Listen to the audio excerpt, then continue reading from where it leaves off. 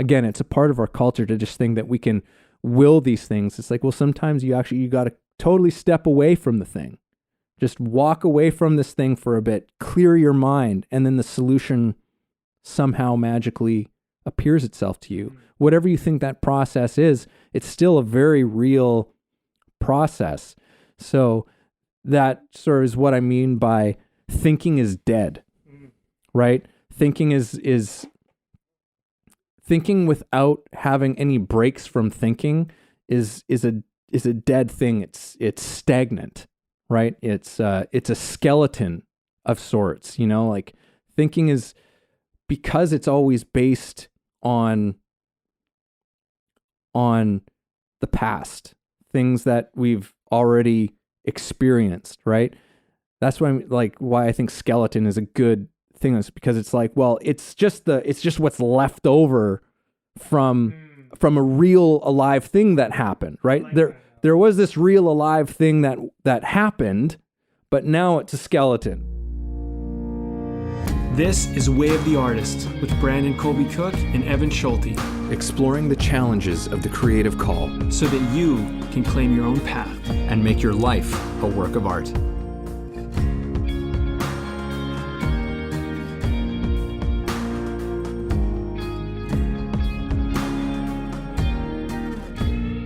Hey folks, welcome to the podcast, Way of the Artist. There's beauty right now.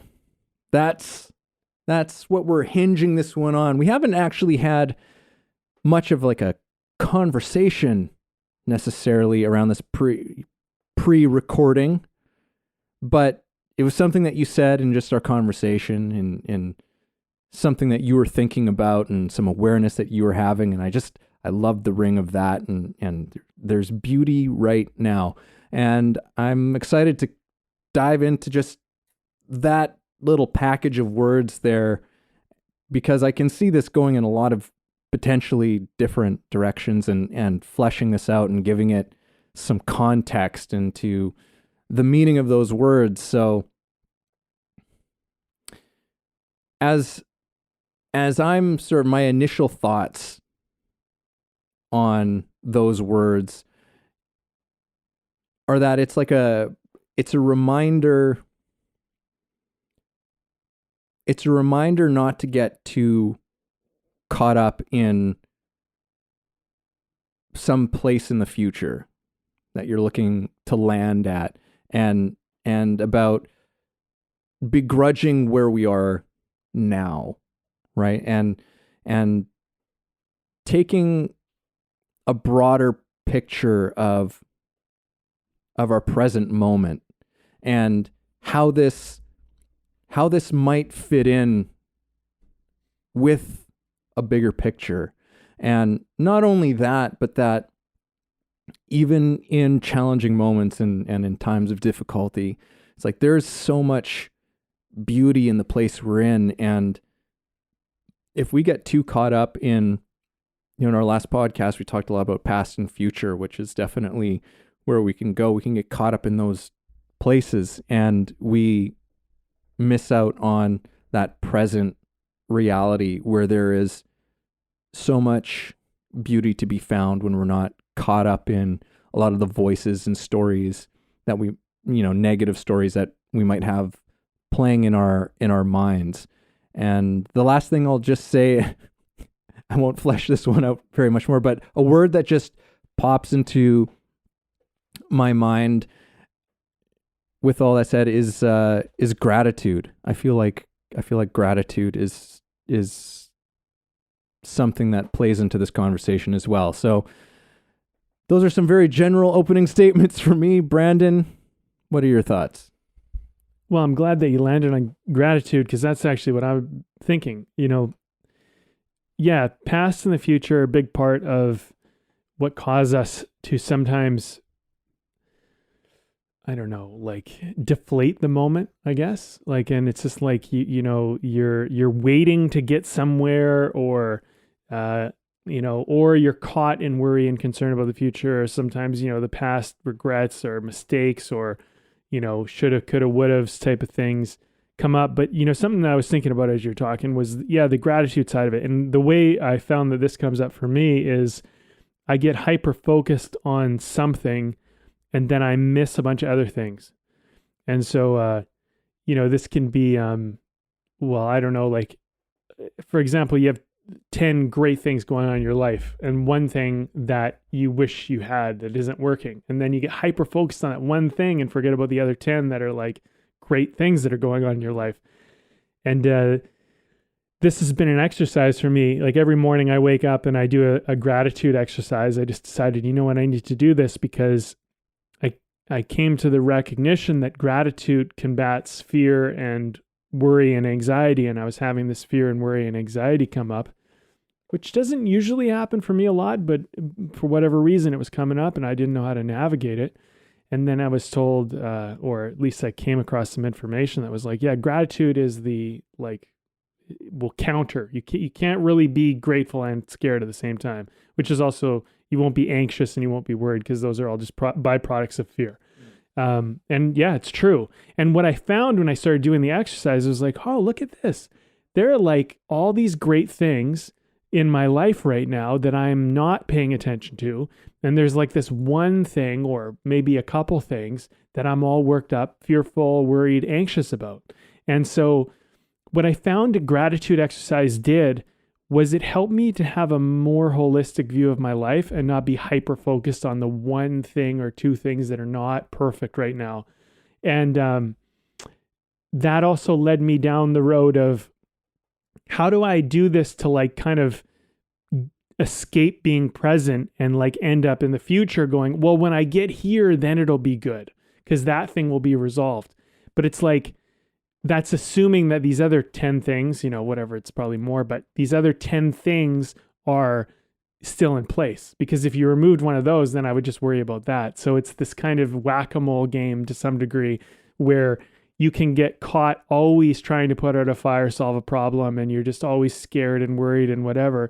Whereas if you're in gratitude, you're looking at, okay, all this stuff is going right. This one thing isn't going perfect yet, but I'm so grateful and so happy that so much of this is going right. And like, that makes it a little bit easier to approach the one or two things that aren't going so well.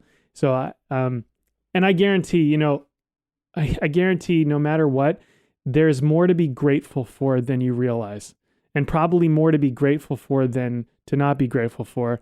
And it might take a little bit of digging, but if you can begin to kind of turn the tide on that, what I found is that it enabled me to not function every day under this kind of foreboding fear and actually dread.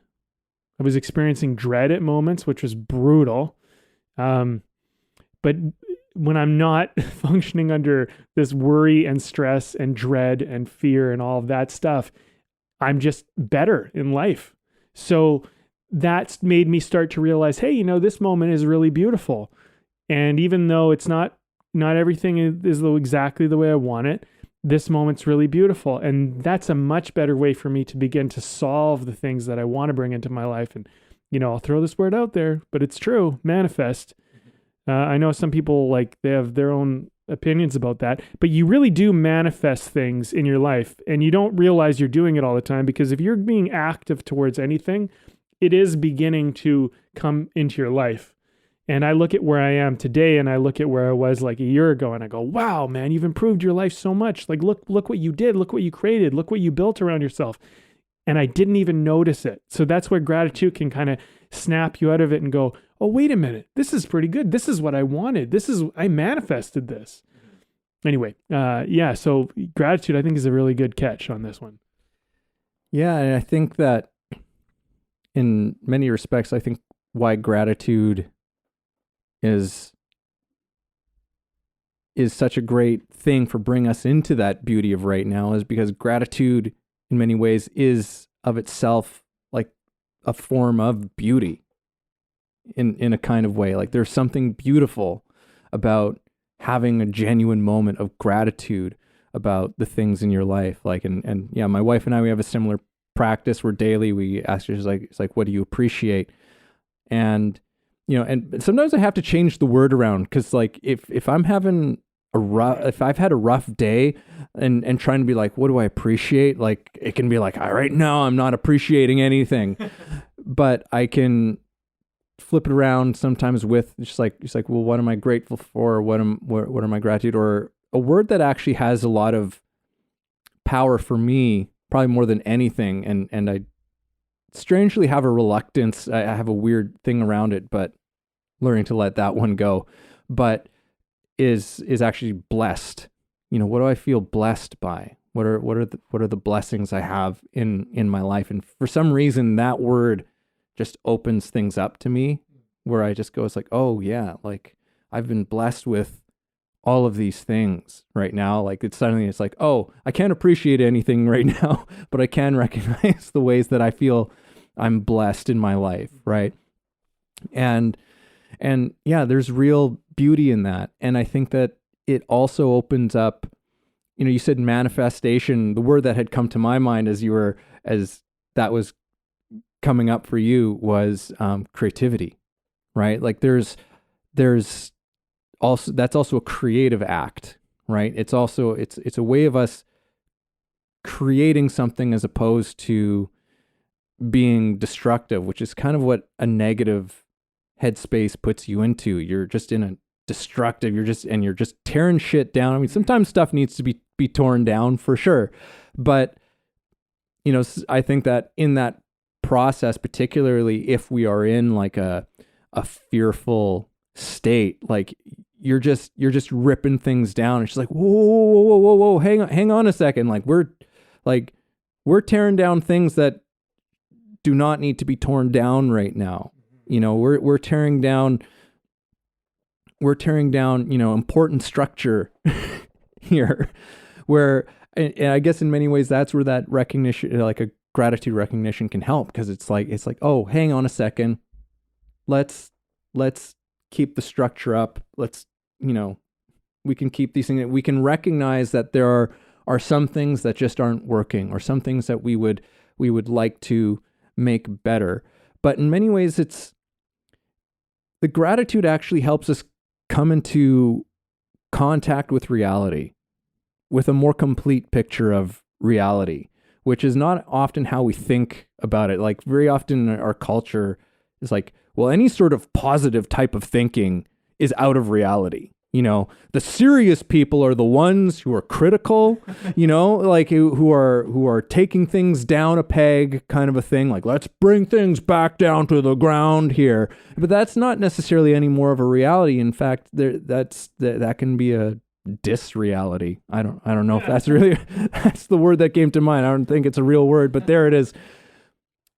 But I think that we can get focused on that. And I think to a large degree, our culture has made us fixed on that. I mean, to a certain extent, human beings in general, like we that pattern recognition ability that we have, and our ability to see things that are wrong, have or aren't working, helps us in being able to come up with solutions to problems. So I'm not completely dismissing the ability to be critical of things, but I think that it's just like we put all of our too many eggs in that basket, right? And that what happens is that we, without having that recognition of like, well, hang on a second, but there are all of these good things that are here, and that we want to make sure that these things continue to exist, while we bring in new things. Right? I mean, that's in many ways, that's probably the highest form of what we might think of conservatism, right? Which is like, hang on, these are good things that hold us, that are actually sustaining us and holding us up, right? And we want to make sure that as we are making progress on these other things, that we're not dismantling these good things, right? And also, we don't actually have a complete picture of things to make progress on if we don't have that picture of the things that are good, right? Because again, that we can end up just taking down things that actually you don't want to take down. Well, that's an interesting vein that you opened up there. Talking about progress and conserving good things, I think is an interesting topic. I mean, I know there's like the whole political side of it, but like aside from all that, progress isn't always forward moving and it isn't always new. And I think that's a really important wisdom that we need to find and adopt as artists and probably as society as a whole, because as technology becomes more prevalent and advances at such a quick rate, we are going to see new things, like, and not just because the new things are coming in, but then there's new ways in which we interact and new things that come of that. And the newness is, there becomes a point where you become destabilized, and you actually put yourself into a vulnerable place, which is actually dismantling things that you care about. So like, for example, something that annoys you right now, you say, like, for example, my cat, here's a simple one. I love my little cat, Charlie. He's amazing. He's like my best little buddy. In the mornings when he wants food, and usually about 5-10 minutes just before my alarm goes off, he kind of, I don't know, he has an internal clock or something, but he knows, and he starts patting on the door or like something, and he just makes just a little bit of noise. He's just like telling me he's there. He's like, hey, I'd like to eat now. And I find it extremely annoying. It annoys me so much because I'm like, man, I don't want to get up yet. And then he'll kind of do it, and then I'll like tell him to stop, and he'll come back a couple minutes later, do it again. And it's kind of like waking me up, right? And I think about that. I'm like, man, I wish I could get him to stop. And, I think about this other thing, Kate. So would it be better if I tolerate this annoyance or he wasn't in my life at all? And this is where conservatism comes into place, where it's like, yeah, I have this thing I don't like and it kind of annoys me, but also I wouldn't want the thing to go away entirely. I just want it to not do it that way. And I think this is where progress becomes kind of an error in our thinking, where we go, well, if it's new, it's good because it means it's improved. And it's like, so you want to get a whole new cat just so you don't have this problem? And, there was a workshop I was doing at one point, and we were talking about, this one woman was talking about her mom and how her mom annoyed her when she did this thing or whatever. And then one of the instructors in this workshop came along and said, there'll be a day where you would do anything to have that annoying day with your mom again, because she won't be in your life anymore. And we all just like fucking started bawling our eyes out because it just hit us. Like all of a sudden it was like, look at us, and the thing is this is kind of how I think this is a big part of this talk, right? Is that there's a certain element of like, yeah, this is annoying right now, but this is also beautiful right now. And if it was between this and not having it, I would rather have it. And so then that's a different way at looking at something that maybe annoys you or aggravates you or causes some type of disruption in your emotion or whatever. And I think this is, that kind of sums up this conversation. There's beauty in this now, and so there'll be a day where this little cat, is gone and he won't be patting on the door in the morning. Thinking about that makes me emotional. And I go, man, okay, can I wake up in the morning and just be grateful that this little guy's here? I mean, he's been in my life for like, probably about 11 or 12 years, right? He's not going to be around forever. And there quite likely will be a day where he isn't. And I hope that day doesn't come anytime soon, but this is a way of connecting to these things. And like, okay, maybe I can find ways to kind of, teach him not to do that. Maybe I spray him with a water bottle or something, maybe we find some type of solution. Maybe I'll look at cat videos and figure out, whatever. Or maybe I just wake up and I just kind of appreciate the fact that he's my alarm system, whatever it is. But the thing is my point is yeah, there's beauty in this now. And I think we don't always see it. And I think this is what I'll say. There's something we might want to conserve about what seems imperfect right now. And we should not throw the baby out with the bathwater as we're trying to make progress and manifest change in our lives. Yeah, you brought up a lot of things which I think in many ways sum up so much of the point of looking for the beauty of the moment, and that's some very beautiful examples that you came up with, and in that recognition of the transitoriness of life and of what happens in life, like these moments, they come and they go, like, and that's part of that beauty, is that, yeah, like, these things are not always going to be here, right? And just in that recognition of something, because even in a hard time, it's often in the hard times where we actually we learn something so profound, and the recognition of, like, well, that's a beautiful thing, right? And can we recognize the beauty of the difficult moment, right? Because this will pass, this will go, and just like anything else, like it's things that we think about in terms of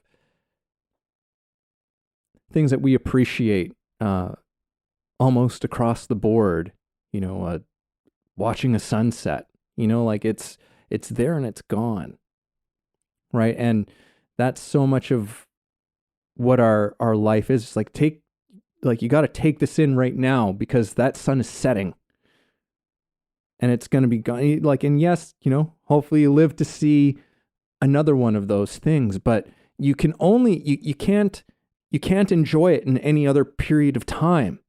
Like, you've got to enjoy it right now, because you might remember a sunset, but it's just the memory of the thing. And it's like, you got to take the one that's right in front of you and really appreciate it and have that thing. And, this is very much in terms of what artists do as well, right? Artists are so much involved in trying to show us about the beauty of these moments, right? Like, it's whatever the medium is that an artist is working in. I think, and this is a conversation I've been wanting to do on the podcast for a while, is talking about art as an act, I guess. Not necessarily an act, but it as a form of reminder, right? Of reminding us of things that hit a deep place in us, where when it really hits, it shows us something, it wakes us up to something. And it comes with the feeling of remembering, right? Even though it's just like even though there's a newness to it, there's a feeling of like, whoa, this is just being shown to me. But it also comes with this, but I already knew this somehow. I already knew the thing that you were telling me. And that's, to me, one of the kind of spiritual aspects of great art, if for lack of a better term to put it. But it's art reminds us, and a great artist reminds us of, like, hey, pay attention to these things, right? We can get so caught up in the thing of progress. Like, I actually, we never really think of progress as a negative thing, right? And real progress in and of itself, it isn't a bad thing. I think that the problem is that we have ideas of what progress are, right? And our ideas about them are often completely misguided, because very often of the fact that our idea of progress is not actually in contact with reality, because we don't have the capacity to be present and to take in what actually is. So we're just caught in some sort of a vision of a thing that's got that's not actually really tethered to what the reality of things are. And when we're trying to create progress from that place, we're probably on the direction of actually doing something pretty destructive, right? Because we're not in contact with reality, right? We don't have that place of having a place of gratitude for the good things, right? We don't have that balance going on. And so it's just this idea, and we can end up doing a lot of damage in trying to create progress. And I think there's a lot of that we can identify and look at in our world today. Like, no doubt in many ways, the advent of the internet and social media and giving us more ways in which we can connect with each other. Hey, look, there's a lot of really great things going on there, but there's a lot of really bad things that have happened in that space too. It's not all just progress, right? And to a degree, part of, like, if you want to say, like, in the conservatism part of it, something that we are recognizing now that we need to conserve is just real human to human contact. We're like, whoa, we're spending way too much time in these digital spaces. We don't necessarily want or need more of these spaces. We don't necessarily want to actually make more of our lives be in that space, that we actually need to come back into real physical communal spaces where we're having human interaction. I think that it's actually only going to become more and more important with how technology is taking us to a point of, like, where deepfake technology already is, but how that's only going to get better and better and better. It's going to make real human interactions even more important in order to help us keep tethered to reality, right? And I think that's already taking place, but I think this is just, I don't know where necessarily I'm going with this anymore at this point. I'm just rambling, so I'm just going to shut up. Yeah, shut up. Okay. Well, yeah, I think there's a certain amount of, when we disconnect from the moment and we try to escape the moment and we try to distract ourselves from the moment, it's a Band-Aid solution that does kind of seem to work. It's like taking a pain reliever. It kind of works for the moment, but doesn't solve the problem. It's like, I broke my arm, and it's like, it really hurts. I'm going to take a pain reliever. And then you take a pain reliever and you kind of forget your arm's broken.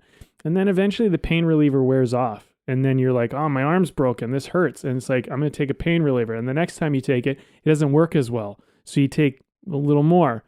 And then pretty soon and that's, we're bordering on going down, like, that's how addiction works in a lot of ways. That's how a lot of things happen, right? A lot of bad habits happen. A lot of bad coping mechanisms happen. And I think the thing is that, there's one of the things that I've had to kind of work through in the last few months, and I say had to because I had to because of my values. I didn't have to, but I had to because if I kept ignoring them, it meant that I would have to compromise on values and certain things that I cared about. So I had to face up to certain things. And so through facing up to certain things, I realized, okay, well, there's like discomfort or there's pain. And so if I'm just going to use it's more emotional, but if I'm going to use a more practical analogy, I'll use this broken arm thing. It's like my arm's broken, and what I was doing was taking pain relievers, and I was trying to ignore it. And, it's like, it'll heal, and then I won't feel the pain anymore, and then I will escape the pain, and then it'll be healed and whatever. And it's kind of looking at it and going, well, this thing's broken and it's not fixing itself. And it needs care and it needs attention, and it's actually demanding my attention. So instead of distracting myself, instead of trying to escape this, instead of ignoring it, denying it, and all those other fancy things, I'm going to just look at it. And let's just come in contact with this thing. And yeah, it's painful, yeah, whatever, but like, let's acknowledge the situation and go like, what can I do here? And so then by going, okay, well, like, I don't want my arm to be broken and I want to fix it. So then it's like, well, what can I do to fix it? What can I do to mend this? What can I do to heal this? And what is this telling me? And how did this happen? And, ask some questions and look at it and interact with it and be with it. And I think that, when you make a mistake, or you wake up to something and it's like you didn't make the mistake, but the mistake was cast upon you, and that can be like trauma, things like that, whatever that come up. And you, okay, here I am, imperfect, flawed, and something is not right. And you can look at that instead of like going like, oh, like there's something wrong with me and all of that. You can look at it and go, okay, how great is it that I see it? Because how much of my life did I go without seeing this? And now I see it. So there we go. I'm grateful for that. Okay, I can see it. Well, I'd rather not see it. It was easier when I didn't see it. It was easier to get through life. And it's like, okay, well, maybe, but like in one of our last talks, we talked about kind of the, moving out of ignorance, right? And this is kind of one of those things where it's like, well, you're better equipped to navigate the world now. You can actually do more than you ever could. And you're more capable, you're more aware, you're less likely to cause harm in anyone else's life out of carelessness or like just ignorance. And so these are all good things. So these are all gratitude exercises of like, check in with the moment, see what's going on. So like for me, I talked earlier in this conversation, I said dread came up. Dread, the few times in my life that I've experienced dread are so few and far between. Like I can probably remember every one of them, like it's just such a rare intensity of fear. But then I had dread come up and I'm like, wow, dread, this is like, it's destabilizing. It's like debilitating. It's all this stuff.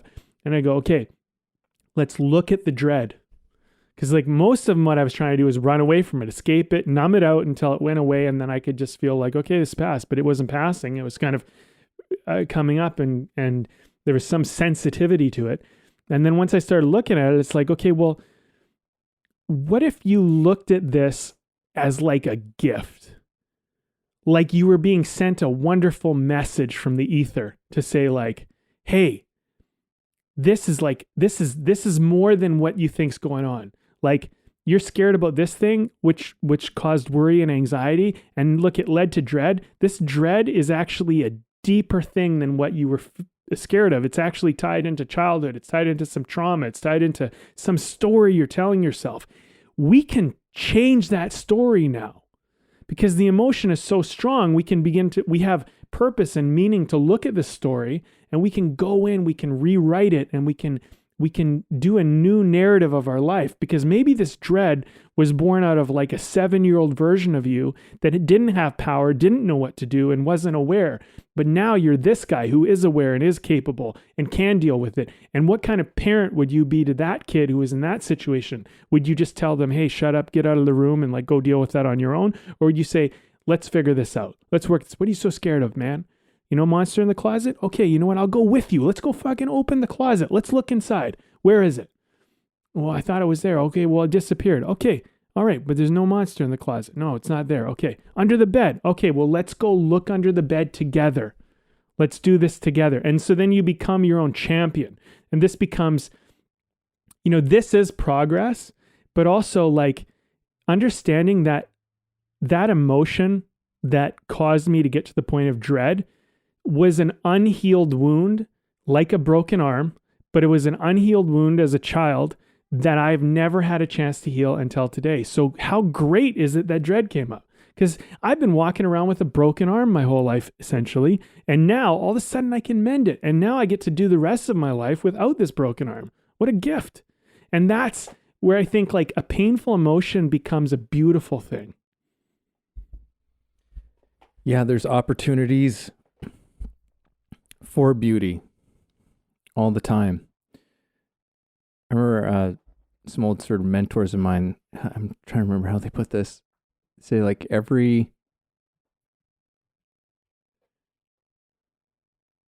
something like every moment is an opportunity for a grievance or a miracle. You know, and sort of like, wouldn't you rather have the miracle? You know, and that comes with a certain degree of awareness and mindfulness of what's going on. It has a lot to do with what you're saying, which is yeah, what is that story, I guess, that we're telling ourselves? I mean, we've talked about that a lot. I have something formulating here. It's just taking a second. I was thinking about, and people are probably sick of this if they're if they're listening, if they're repeat listeners. But you know, like one of the things that I love about teaching actors, and very specifically teaching actors about, you know, going through the Meisner process. Not really a technique, but it's just it's a kind of way of shifting the focus, you know, reconditioning to a certain extent. And, you know, this conversation and this title of like, there's beauty right now, it just sort of dawned on me that it's like, oh yeah, it's got a lot to do with it, because actors are very often focused on trying to achieve some sort of moment, you know, some sort of moment of greatness in the scene or the play or the film or whatever it is, and or you know, that moment on, you know, of recognition from their peers through awards and things like that. But as far as performance goes, it's you know, that thing of trying to get somewhere other than where you are right now. Like life actually begins in this space down the line over here. And as we've been talking about, that's a very human thing. You know, we have that attitude, and it translates into actors and their craft of trying to be somewhere other than where they are, trying to create or manufacture, contrive some kind of moment. And that approach to things is the very thing that robs them of the thing that they're trying to create. And one of the things I love about taking actors through Meisner is that it in many ways is a practice of this very thing of like, well, there's beauty right now, right? There's beauty right now in this back and forth you're having with this other person, where each of you are just held together in a sense, in just simply through recognizing and expressing just the reality of what's happening right now, right? Just acknowledging that person over there. You just smiled at me. I did just smile at you, right? Doesn't seem like much, but when two people are really just connected to each other, it's beautiful. Like, it's a beautiful thing to see, and you just don't know where it's going to, where things are going to go. You know, you don't know what's going to happen, and sometimes very dramatic things kind of happen in there, but you have no control over trying to do that. And the more you try and exert control to try and do that, the more the thing falls apart. You know, the more the thing becomes a really weird exchange, you know, to to anyone who's ever watched Meisner work go on for any length of time, and certainly as a teacher and having seen it, any time that I see someone trying to direct this sort of interaction, this improvisational interaction that they're having, and try and steer it somewhere, the whole thing gets really weird. It's really hard to describe what it is, but it becomes really strange and really weird, and until someone recognizes that that's what's going on, right? But there's something about, this isn't a new concept, but something maybe worth exploring a little bit is the relationship of truth and beauty, right? Very much, I think that's a long part of like the discussion and the philosophy of beauty, is that truth is beauty and beauty is truth, that kind of a thing. But I think that there's good reason why that's been a discussion, because there is a truth to that truth contains within it a kind of beauty, because there's a recognition in it. And coming back to what we were talking about earlier is, part of that practice of gratitude, again, is actually it's a truth recognition, right? Because you can't feel genuine gratitude about something that you don't honestly feel that way about it, right? Like you're connecting yourself actually to some form of truth, some sort of joyful, positive truth that's going on in your life. You're not imagining it.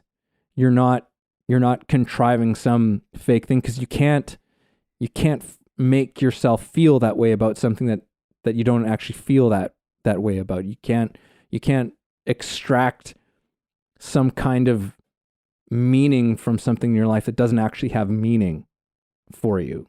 Like it actually brings you to things that actually really mean something to you in your life right now, in the present moment, right? So, yeah, I don't know. The gratitude, I don't know if we want to continue on the gratitude path, but I mean, that's just another interesting insight that's coming up for me.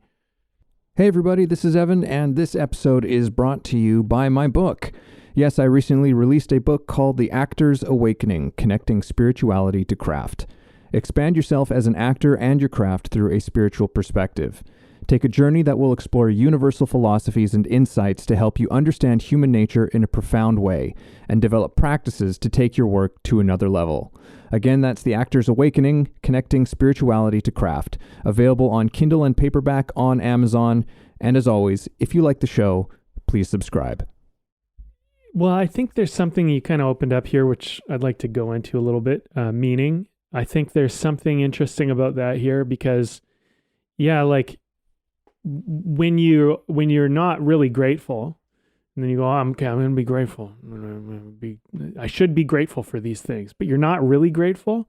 It's not really going to work. And you go, this gratitude exercise stuff doesn't work. And it's like, yeah, because you're not actually connected with it.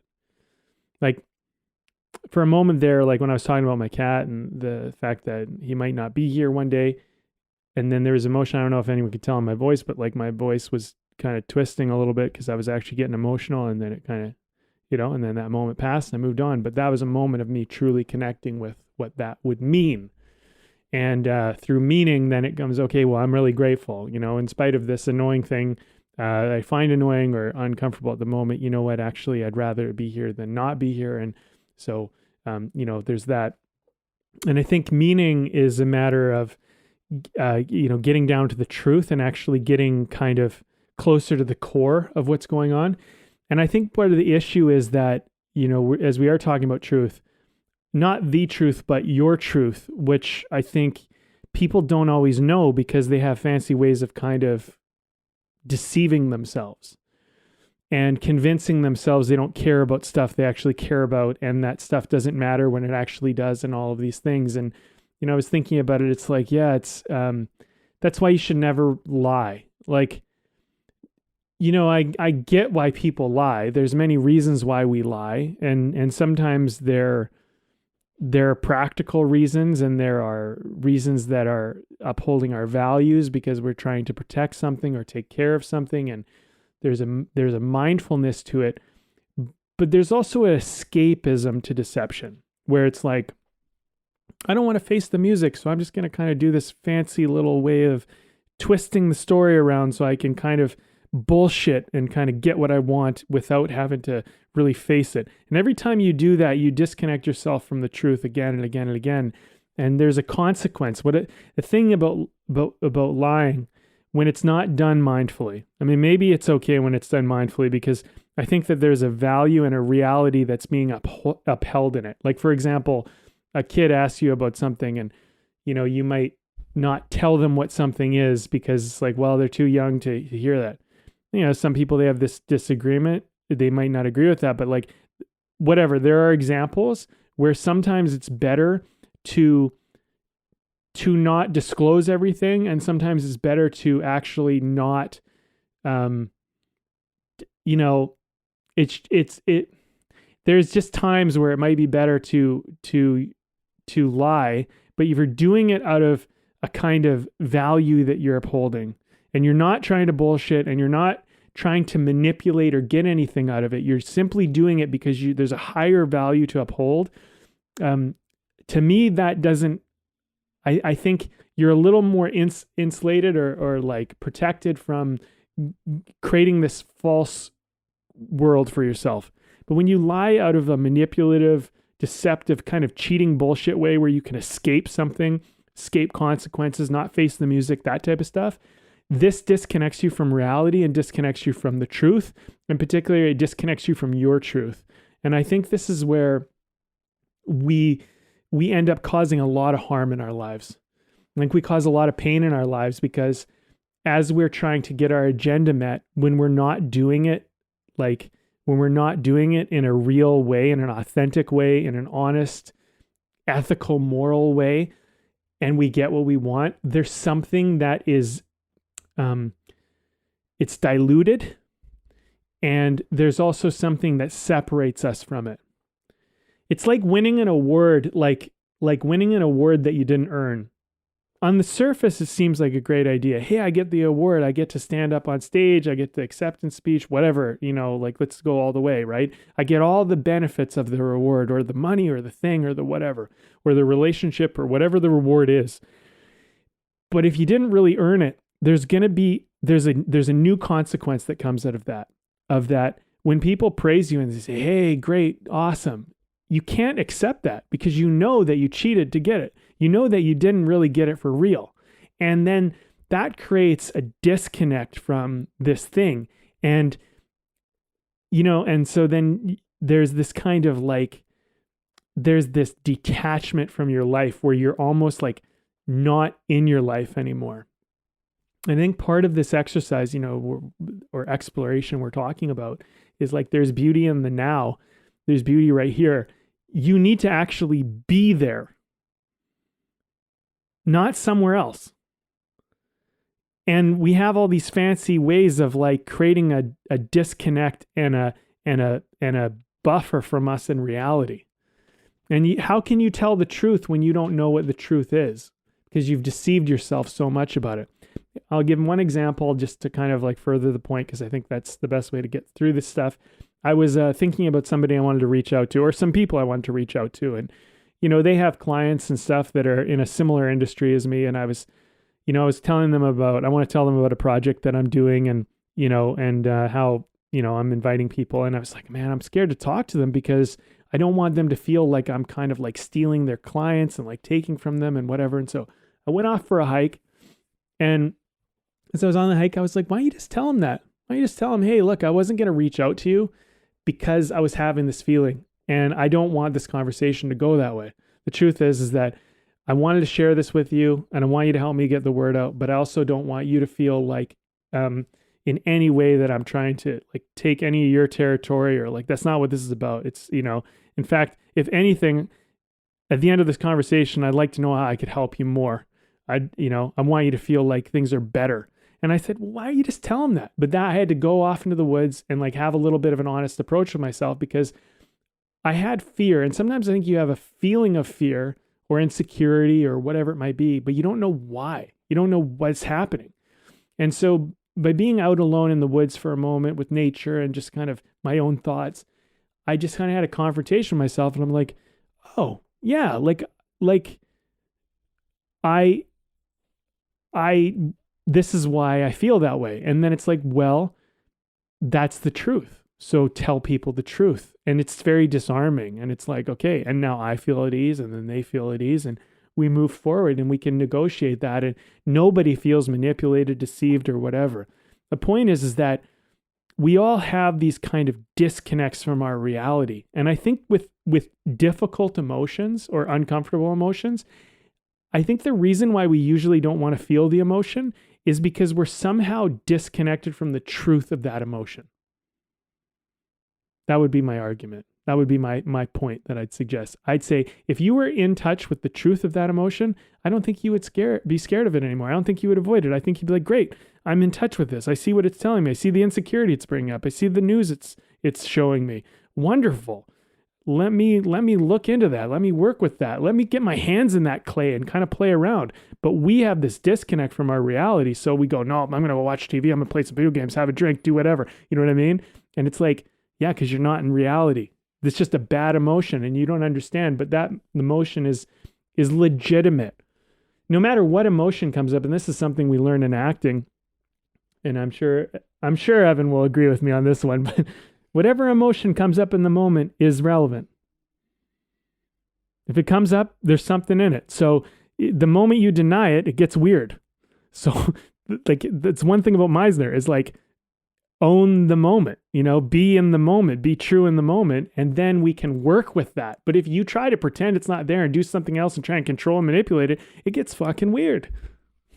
Yeah, I mean, not even just Meisner, but just great acting.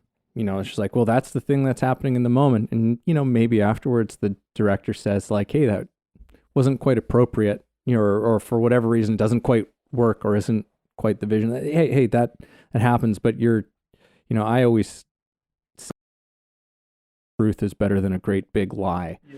Yeah. It's you go with the thing that's real, and because the thing is that at least as an audience member, there's not something weird about it for me, because whatever the director's issue about the thing is going to be is because it's about something else at that point. There's a certain, like, again, there's a direction that they have that they're trying to see through, and maybe that thing what happened there doesn't fit it, but in the moment it was true, right? And at least to the audience, they go, it's like, oh wow, like this is what happened in that moment, and it wasn't some bullshit, because we can see that when that happens. But anyhow, that's a whole other thing. There's something in what you were saying that made me think about how this thing about lying and truth, and I would say that, like, there's a great philosophical argument to be made that like lying is never justified, and that it's never the right move to do, because even if there's something, you even said the word like choose not to disclose, right? Which is in many ways, yeah, like, for a kid or something, like there might be some sort of a thing that you just don't want to lay on them. And you can just be honest about that thing. It's like, hey, listen, we will have this conversation one day and we'll talk about this, but this isn't the time. I don't think this is the time, right? To go into this thing. And it's not something I think that you need to be worried about, right? Maybe there's a conversation that continues on after that, but you don't necessarily need to lie at any point, right? I think that just being transparent at times really solves a lot of those problems, right? But this thing of, I just jotted this down here, somewhere what you said, it just made me go, it's like, well, yeah. And part of the thing is that the past and the future is a lie, right? Like if we're living in those places, we are living in a type of lie, right? Whereas in the present moment, if we're in contact with that present moment, we're in contact with something that is true. And through that, by extension, there's the possibility that we're in contact with something that is beautiful, right? But it's hard to maintain beauty through a lie, right? Something that removes us from reality. The other thing that came to mind, and I hope I can contextualize this appropriately for this thing. I feel like I've been really struggling for words today, but that thinking is a dead thing. And what made me think about that was what you were saying about this. You went on for this hike, and you had this problem. And part of the thing is like there was this challenge that you face, and you hear about, not just artists, but a lot of scientists and creatives and stuff. There's stories about like Einstein going out for a walk and suddenly having, these insights into these problems. Because sometimes you can't just sit down and force your way and think your way into the solution. And as we bring up very often on this show, Mr. Alan Watts, the great philosopher, he talks about, it's like, well, if you don't take some time to take a break from thinking and be quiet and listen, how will you have new things to think about?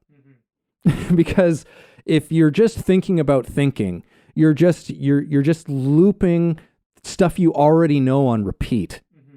over and over and over again.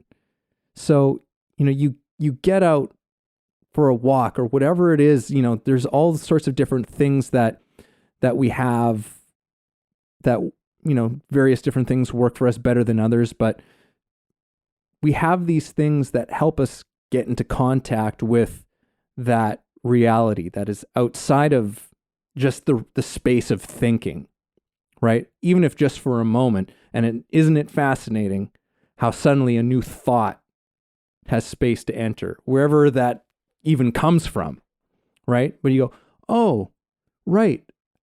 I could just do this, or I could approach this problem in this way. And I couldn't see that before, but I needed to get outside of where I was thinking, right? I needed to draw something from a different kind of space, whatever the hell that thing even is, right? But draw that thing, and now suddenly I have a new thought that you can't actually get to just simply by hard determined thinking, mm-hmm. right? That's why it's so important to find these kinds of spaces, but again, it's a part of our culture to just think that we can will these things. It's like, well, sometimes you got to totally step away from the thing. Just walk away from this thing for a bit, clear your mind, and then the solution somehow magically appears itself to you. Whatever you think that process is, it's still a very real process. So that sort of is what I mean by thinking is dead, right? Thinking is thinking without having any breaks from thinking is a dead thing. It's stagnant, right? It's a skeleton of sorts, like thinking is, because it's always based on the past, things that we've already experienced, right? That's why I think skeleton is a good thing, is because it's like, well, it's just what's left over from a real alive thing that happened, right? There was this real alive thing that happened, but now it's a skeleton, right? It's a skeleton in your mind. Not that you can't draw something from those skeletons, but we have to remember to create room for the alive moments to continue. We have to continue letting those things move through and be engaged with those types of things. But we seem to feel like we have to continue pulling up the skeletons in order for things to just stay together for whatever reason. I love that analogy.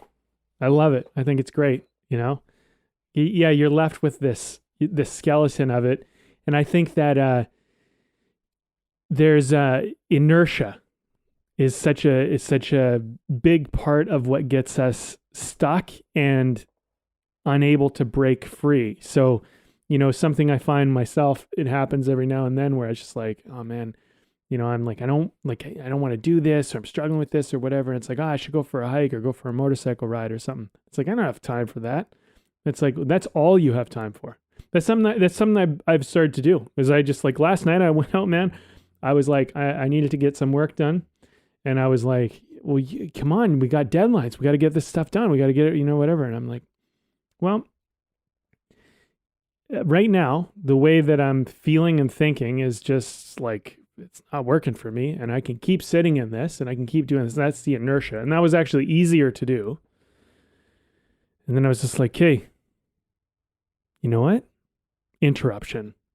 Let's go for a motorcycle ride. And you know what? Like, let's just drive out. And I drove all the way out to, like, I drove like 30 minutes out to, I'm just going to go to a beach I've never been to. I'm going to go to a spot I've never been to. And I stood there and I watched the sunset. I took a couple pictures. And then I was just like, man, this is just incredible. And like all the worries and all the concerns and everything I had before I left, it just dissipated, gone. And I'm in a new world. And I'm like in this total moment of beauty.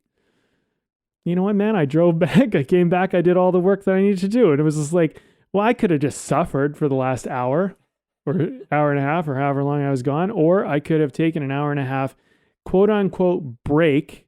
But like, it was a healthy break, a break from an inertia. And then I can approach this. And yeah, like I was in a skeleton, like it was a skeleton of a thought. It was just looping on this thought of, like how I was feeling and what I was thinking and stresses and worries. And then when I looked at the sunset, it was one of those moments of presence because it was so beautiful. Like where I was on the coast, it's like just to describe it for people so they understand yourself here, like the sun's going down on one side. So it's this beautiful red orange glow. And then across the ocean and the mountains on the other side, it just gets more and more into this blue till it gets dark as you look all the way across over to the other side of the coast. And it's just kind of dark on that side, bright on this side, and this incredible glow that's just kind of coming across. And you're looking at that and you're like, what was I worried about again? Whoa, what was I all stressed out about? Oh yeah, okay. And then boom, it's like that skeleton is just fucking thrown out, and then we're on to a new thing and we're alive again. And I think inertia is a really big part of what we're talking about here. Yeah. And you know what? Maybe that's part of it. Maybe it's the interruption. Maybe there's beauty in the now is about going like, hey, it's not so great in this moment, but where is the beauty? Because there's beauty somewhere, and it might not be here where you are, what you're looking at, what you're thinking about. So why don't you look for that? And then that will form your next decision. And I'll tell you, last night as an exercise, not that I was even thinking about this that we're talking about today, but it was a great example of this. It was just like interrupt the pattern, go do something that gets you out, that breaks it, that gets you moving, that gets you doing something fun, something enjoyable, something that makes you want to be alive. And it filled me with energy, and I came back and I had energy, and I did what I needed to do. So Evan, as another interrupt, let's do beer. Let's wrap this baby up. You had your first sip and you seemed to really like it. So I'm wondering, after this whole conversation, what do you think? Well, my feelings and thoughts have not changed since the first sip. This is really great. And I'm not surprised that this is from Yellow Dog Brewing. Do you want me to? Okay. So this is you brought this one in today. This is called Tug of War, NZ or NZ IPA, standing for New Zealand, I presume. Yep. It's the New Zealand IPA. New Zealand IPA. whatever that means exactly. I've never even heard of a New Zealand IPA. Never come across it. But if this is the kind of IPA that New Zealand produces, I'm a fan. It's like it's really tasty. Just like a beautifully balanced IPA. It's not overwhelming. It's like the hops doesn't just like punch you in the face. It's really there, but it's nicely mellowed out and balanced out by all these other kinds of flavors, and it's got a kind of richness to it. I'm a big fan. Again, not surprised. Yellow Dog, I mean, they're on top of their game in terms of brews. So yeah, I've been enjoying it. Yeah, I never had this one before and tried it out. Tug of War, it's called. And yeah, the back says it's a battle royale of flavors and aromas, which I would say is very accurate. It's very flavorful and tasty. Okay, well, we'll wrap this baby up. You know what? I'm going to pass it to you. What are your final thoughts? All right. Well, coming back to the title of this, there's beauty right now. Interestingly enough, it seems like, a lot of this conversation seems to have been about like, how do we interrupt the inertia of what seems to be an autopilot, like our default mode, which is not great. Sometimes there's like, but it's very often like, just like, grim reality. Let's be serious. Let's be, and very much eschews away from recognizing positive things, and not just positive thinking as like deluding ourselves, but positive things that have real concrete reality to them, right? How easy it is to actually get into contact with that thing, but we're at the end of this conversation, but it's something that I will be thinking about, on my drive home. But it's interesting that in many ways, the recognition of beauty is something that we have to almost interrupt ourselves to do. Right? It's like we have to in many ways kind of work for it to a certain degree. It's like it's something that's outside of what we ordinarily experience.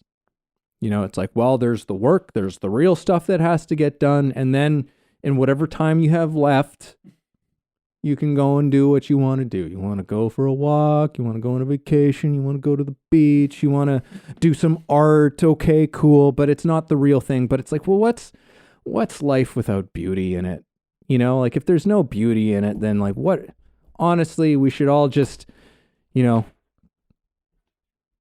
all the nukes and let's just call it a day, folks. But I don't think that way, and I don't feel that way, and because there's beauty all around us, and it's available for us to recognize at all times, right? But it requires bizarrely,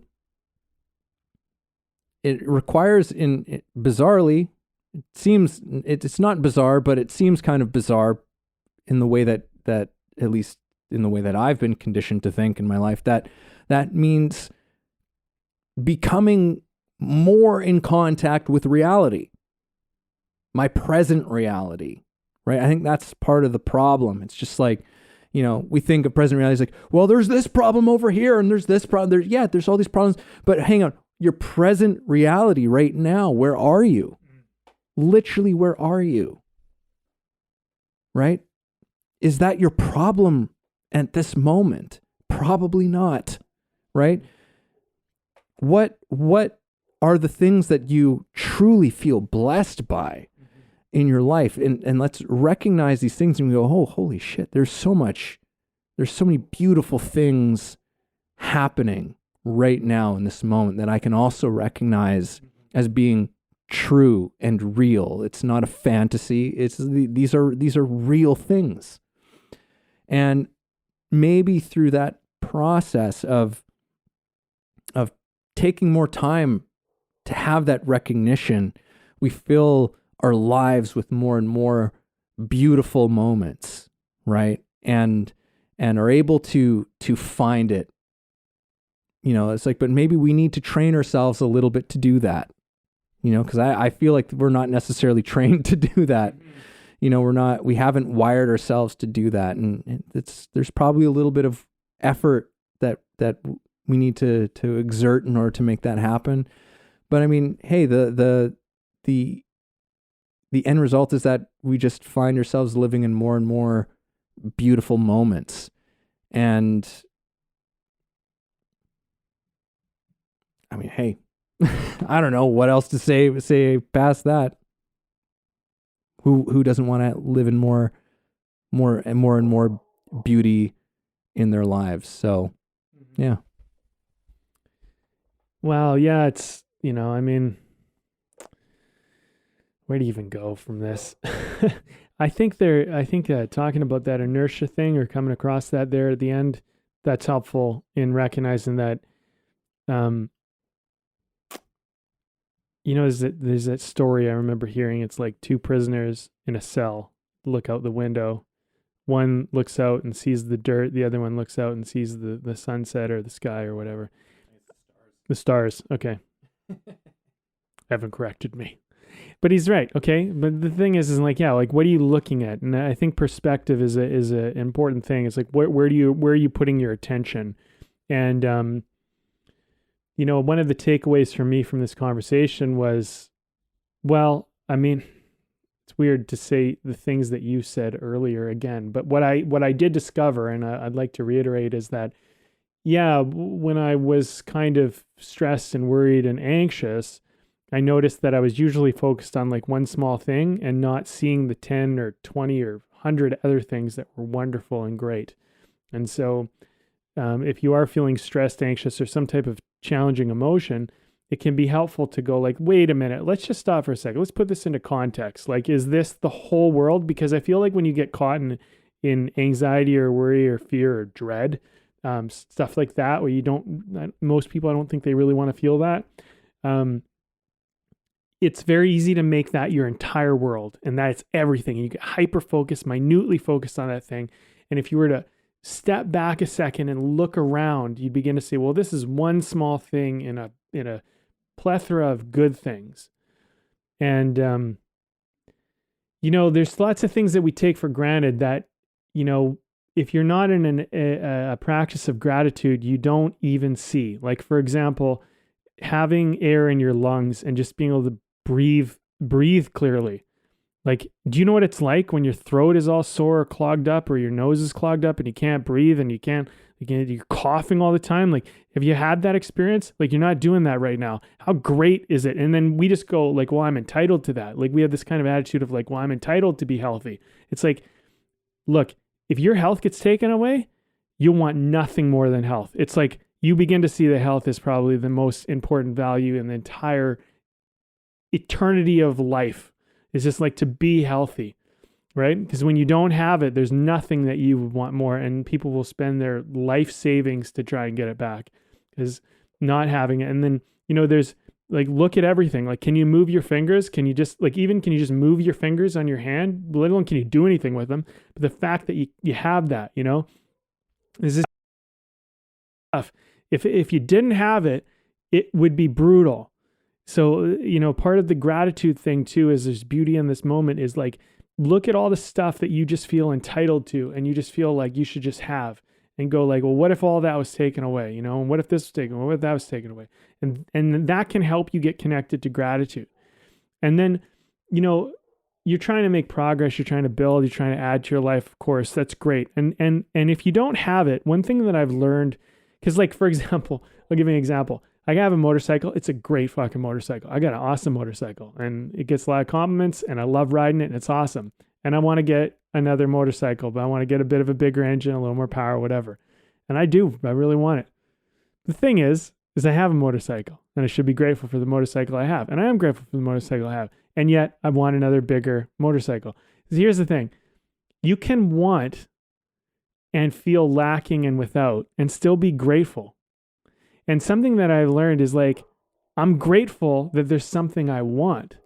Because I've also gone through an experience in my life where I didn't want anything and I was like depressed and everything was pointless. So if there's something you really want, like you really just want it and you don't know how to get it and it feels so far to reach, but you want it, just be thankful for the desire to even want something. Because like if you begin to find out when you have like desirelessness, when you're like totally no desire or purposelessness, it can be brutal. So then you go, well, I have something to want. That gives me something, and that's good. There's beauty in that. Like, or example, like I'm hungry right now. I'm just hungry. I want a meal. The fact that you feel hunger, you can actually you can turn that into you can transmute all of these feelings and these things into beauty, things that drive you, things that make you. There's a weird thing about satiation and satiation is like being complete, being full, having everything, every pleasure you need. It's all there and you got everything you want. And it feels good at first. And that's but like, if it never goes away, it's a fucking nightmare. And so we spend so much of our life trying to get satiated and trying to get completed, trying to get full. And there's a certain amount of like, not being full, which makes life so exciting. And it's actually what drives you to do a lot of what you do. So there's kind of this relationship, I think, when I'm walking away from this is like, there's this relationship of like, okay, it's beautiful if I'm lacking something and it's beautiful if I have everything I need. And it's all about kind of how I look at it. And like, there will be moments where I feel complete and I have everything I need, but there's always something else I could need or want. And then there's a hunger and a sometimes a feel of lack that can come up when I feel like, oh man, I really want this and I don't know how to get it and it feels so far to reach. But that can be exciting because I can look at that and go like, how is this making me step into something that I wouldn't otherwise step into? Because if you're satiated, you're not growing. That's the thing to keep in mind. Like you're going to stay still. You're going to stop because there's nothing you need to go for anymore. So when you're hungry or you're thirsty or you're desiring, you can look at that and be like, I have something in my body and something in my form that's telling me to be expansive, to go out and to get on the hunt, to go and explore. And so, I think there's a certain amount of like, we shouldn't be trying to numb these feelings. We should be trying to learn to play them like a musical instrument and be like, oh, great. I'm glad I get to play that chord right now. I'm glad that's the beat in the song that I'm in, and not try to be in some other moment in the song, but be in this moment, because this moment is going to pass and it's going to be gone. And there'll be days like, I know I'm on a little bit of a talk here, but one other thing, there was a place I moved into in Kitsilano, Vancouver, right on the beach pretty much. And it was the first place that I moved out on my own. And I lived there for about 8 or 9 years, 10 years almost. And it was fucking awesome. And I loved it. And I had so many great times. And I'll never have it again. Never that.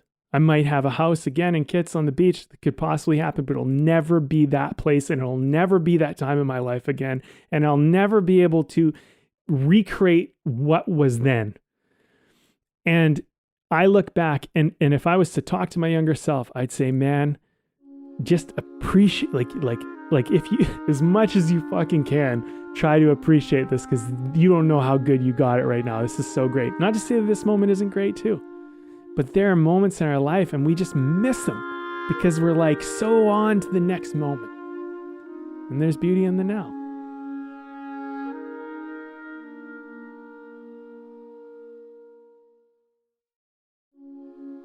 Thank you for listening in on our conversation today.